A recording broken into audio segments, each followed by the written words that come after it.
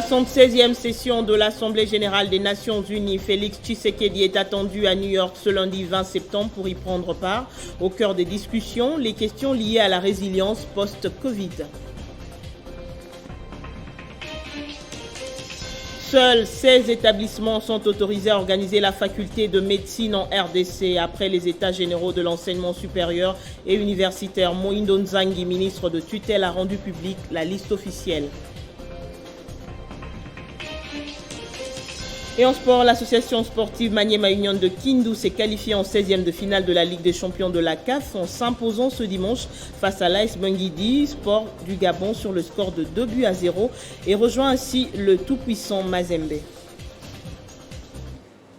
Le journal sur Télé 50, merci de nous y rejoindre. Le président de la République, Félix Tshisekedi, est attendu ce lundi 20 septembre à New York en marge de la 76e session de l'Assemblée générale des Nations unies. En off, cette session de 2021 aura pour thème miser sur l'espoir pour renforcer la résilience afin de se relever de la Covid-19, reconstruire durablement, répondre aux besoins de la planète, respecter les droits des personnes et revitaliser l'Organisation des Nations unies. Mais bien avant cela, le chef de l'État a séjourné dans le Haut-Katanga où il a reçu en audience tour à tour le commandant de la force de la MONUSCO, le général Dacosta, le Premier ministre Jean-Michel Samaloukonde et le président de l'Assemblée nationale Christophe Mbosso Kodia. Il était question pour le commandant de la force de la MONUSCO de fournir des explications sur les principales actions menées en collaboration avec les FARDC dans l'est du pays depuis le début de l'état de siège. Il était question pour le commandant de la force de la MONUSCO, le général Dacosta, de rendre compte au chef de l'État, commandant suprême des forces armées de la République démocratique du Congo, Félix Antoine Tshisekedi Tshilombo, des détails des activités de la force onusienne en soutien et en collaboration avec les FARDC dans les opérations à l'heure actuelle dans l'est du pays. Ce sont des activités de soutien au FARDC, que ce soit en renseignement, en logistique, en planification, en préparation et en exécution d'opérations. Au cours de cette réunion de travail à la résidence présidentielle de Lubumbashi, quelques avancées significatives de l'accord du partenariat de la coopération avec les FARDC depuis la mise en place de l'état de siège ont été évoquées. À la fois pour obtenir des résultats opérationnels, mais aussi pour améliorer les résultats de ces opérations. Le Premier ministre Jean-Michel Samaloukonde ainsi que le président de l'Assemblée nationale Christophe Mbosso Kodia ont également été reçus. Au sortir de l'audience, Christophe Mbosso a fait savoir à la presse présidentielle quelques lignes de sujet au cœur de leur séance de travail. Je suis venu faire rapport au président de la République sur le fonctionnement de l'institution Assemblée nationale. Nous avons ouvert la session ordinaire et j'ai soumis au chef de l'État un certain nombre de préoccupations qui concernent l'Assemblée nationale. Étant donné que notre chef de l'État est le président en exercice de l'unité africaine, le Parlement congolais doit accompagner le chef de l'État dans l'exécution de son programme. D'autres personnalités de la République attendent aussi d'être reçues par le chef de l'État ici au chef-lieu du Haut-Katanga.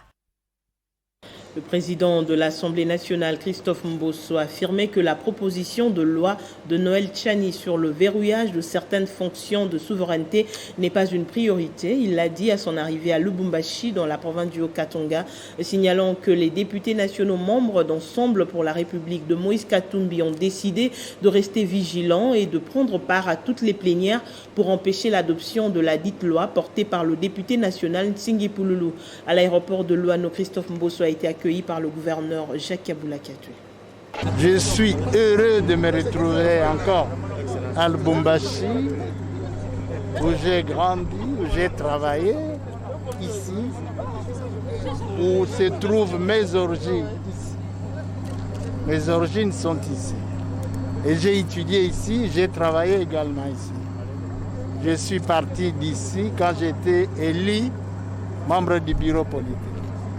Voilà, maintenant je reviens à Lubumbashi comme président de l'Assemblée nationale, je voudrais rencontrer le chef de l'État. Ça, c'est la première chose. Et ensuite, prendre contact avec les autorités provinciales, les étudiants, les professeurs de l'université de Lubumbashi. En septembre, nous avons beaucoup de matières à traiter, essentiellement l'installation des membres de la CENI. Ça, c'est une question capitale que tout le monde attend. On attend l'installation des membres de la commission électorale. Donc, nous allons y donner le meilleur de nous-mêmes pour que les élections se tiennent dans les délais prescrits par la Constitution. Ce n'est pas une priorité. Cette loi, je l'ai dit, et je le répète, ce n'est pas une priorité. Le ministre de l'Enseignement supérieur et universitaire vient de publier la liste des établissements autorisés à organiser la faculté des médecines. Seuls 16 parmi les centaines que compte le pays ont été jugés viables. D'autres établissements non viables. C'était lors de la réunion des États généraux à Lubumbashi. À travers une note circulaire, le ministre de l'Enseignement supérieur et universitaire Moindo Zangui a rendu publique la liste des universités autorisées à organiser des enseignements en médecine en RDC.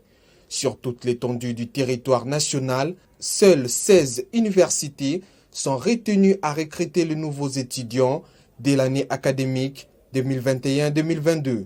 Il s'agit de l'université de Kinshasa, l'université de Lubumbashi, l'université de Kisangani, l'université catholique de Bukavu, l'université protestante du Congo, l'université évangélique en Afrique, l'université de Kikwit, l'université officielle de Bukavu, l'université de Goma, l'université de Tchumbe, l'université catholique de Graben, l'université Congo, l'université Mbandaka, l'université libre de Pays des Grands Lacs, l'université de Kindu et l'université officielle de Mbujimayi. Conformément aux recommandations des États généraux relatives à l'assainissement du secteur de l'ESU, le ministre Moindo Zangui instruit toutes les universités non retenues sur la liste ci-haut de s'abstenir de recruter ou de programmer un quelconque recrutement de nouveaux étudiants en médecine de l'année académique 2021-2022.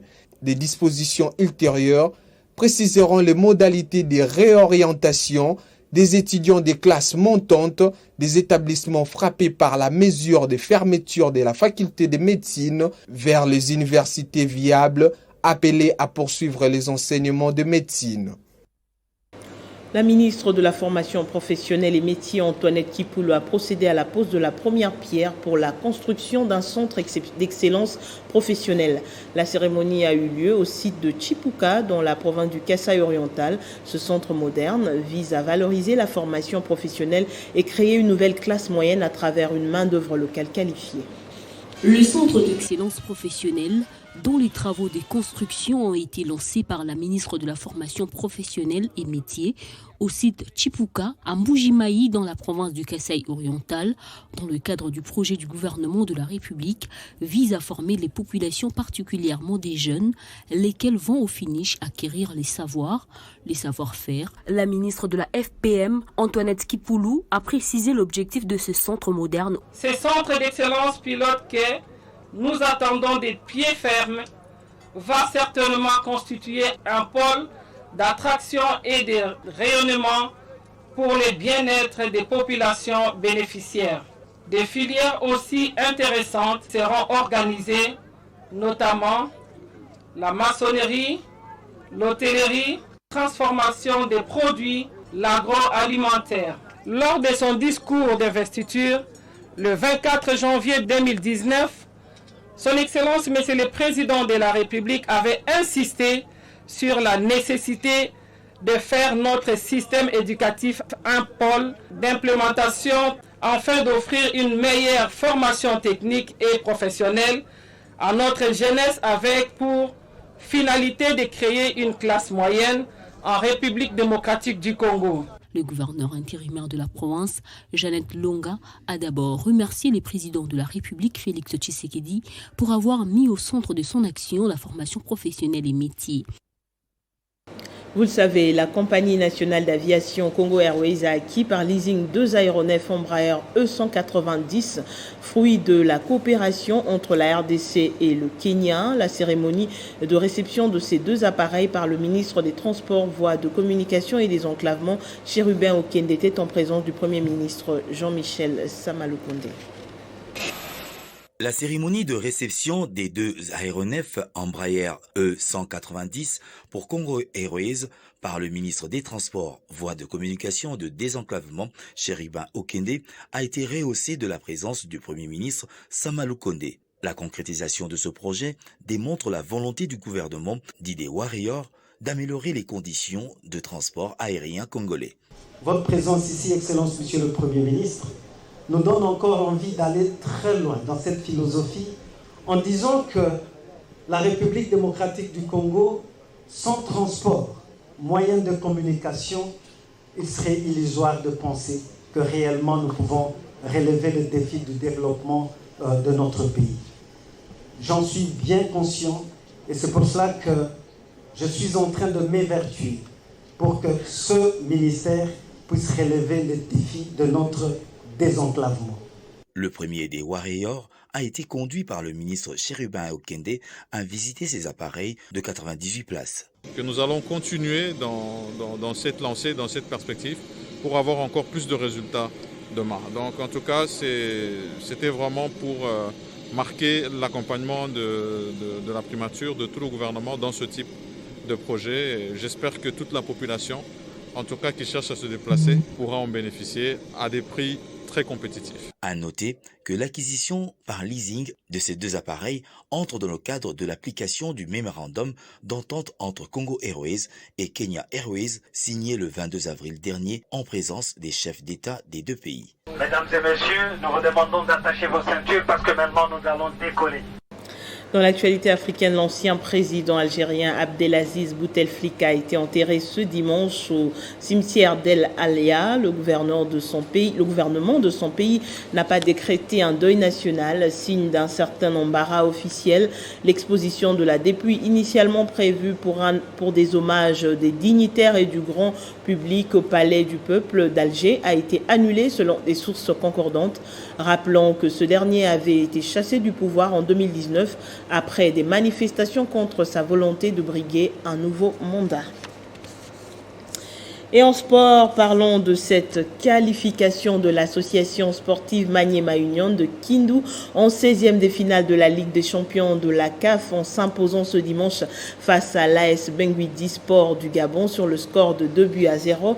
Après plusieurs échecs dans son stade Joseph Kabila de Kindu, le vice-champion de la RDC a réussi à marquer 2 buts sans encaisser, lui qui avait fait match nul d'1 but partout au match aller. Les Congolais rejoignent désormais le tout-puissant Mazembe, l'autre représentant de la RDC dans cette compétition. Et pour la suite de la compétition, ils vont croiser Mamelodi Sundowns d'Afrique du Sud. En cas d'échec, Maniema Union sera renversé en barrage de la Coupe de Confédération africaine.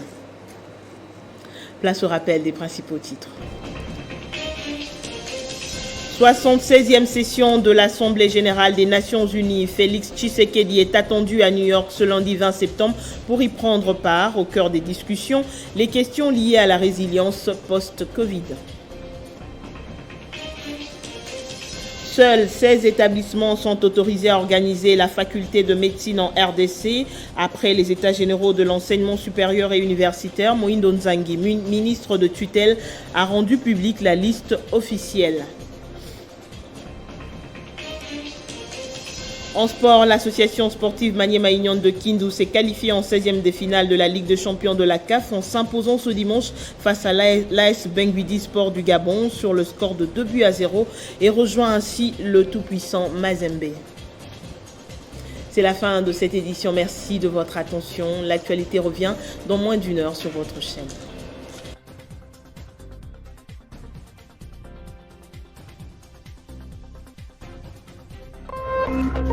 Téléchargez les infos Télé 50 sur www.tele50.cd.